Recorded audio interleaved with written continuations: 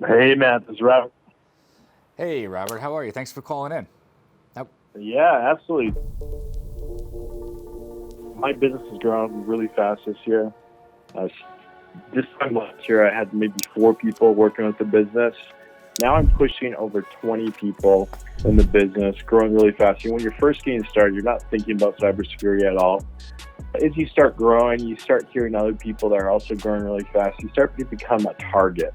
And one of the things that I've realized is I don't know what I don't know.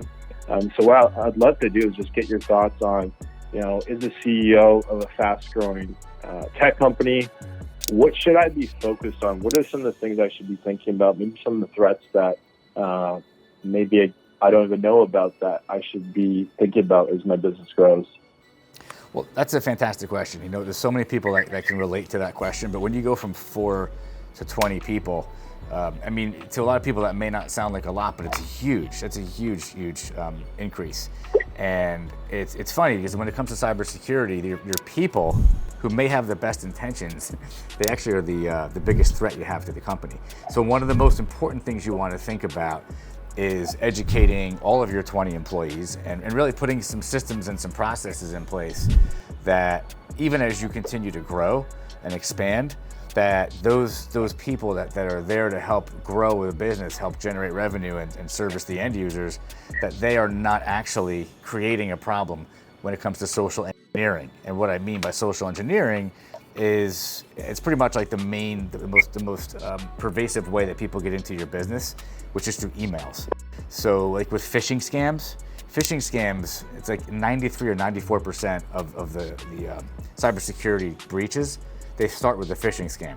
So if you have 20 employees who aren't educated, who aren't like on a regular basis there's no awareness, there's no training, there's no testing going on, I'm telling you, it's extremely likely that one of them at some point, in fact, probably on a regular basis, they're going to click on some email, enter some information, click on some password reset link from like a fake Amex or Microsoft email, and they're gonna cause a breach unintentionally.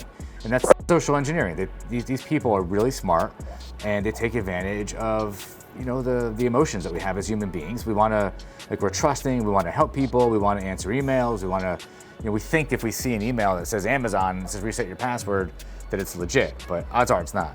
So your number one thing you can do is you can make sure that your employees are educated.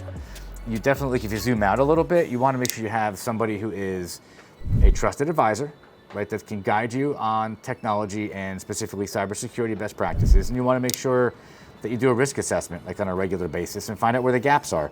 Because once you do that, it's going to really identify all the gaps you have, all the vectors that people can get in. And then you can put together a plan and a budget and execute on closing those gaps. Does that make sense? Yeah, absolutely. I think it makes a lot of sense.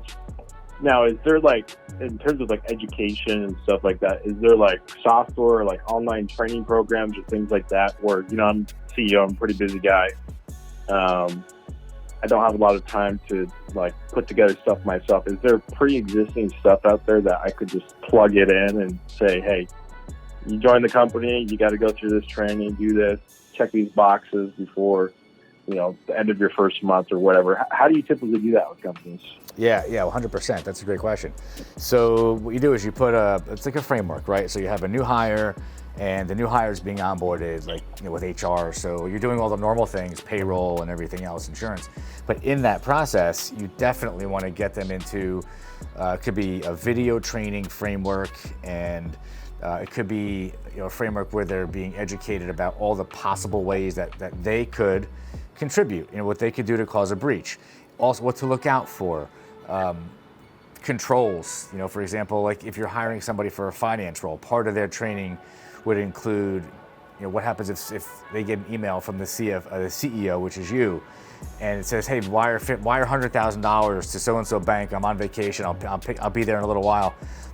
Teaching them, putting them into a framework of how to respond rather than how to react, that should be 100% part of your onboarding. And yes, there are programs you can put in place, but those programs definitely have to be tailored to your business. And that's why you should definitely have a trusted advisor who can give you guidance on that and put that in place. But that's something you should definitely do.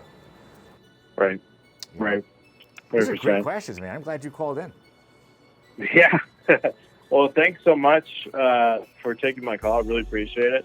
All your feedback, this is really helpful. And I know next time I have cybersecurity questions, I know who to talk to. I love it. I love it. Thanks, man. I appreciate it. And I'm sure this is going to help a lot of people that had similar questions. If you want to find out more about how we can help you with your IT, with your technology, with your cybersecurity, click the link down below, schedule a free consultation. We'd love to speak with you.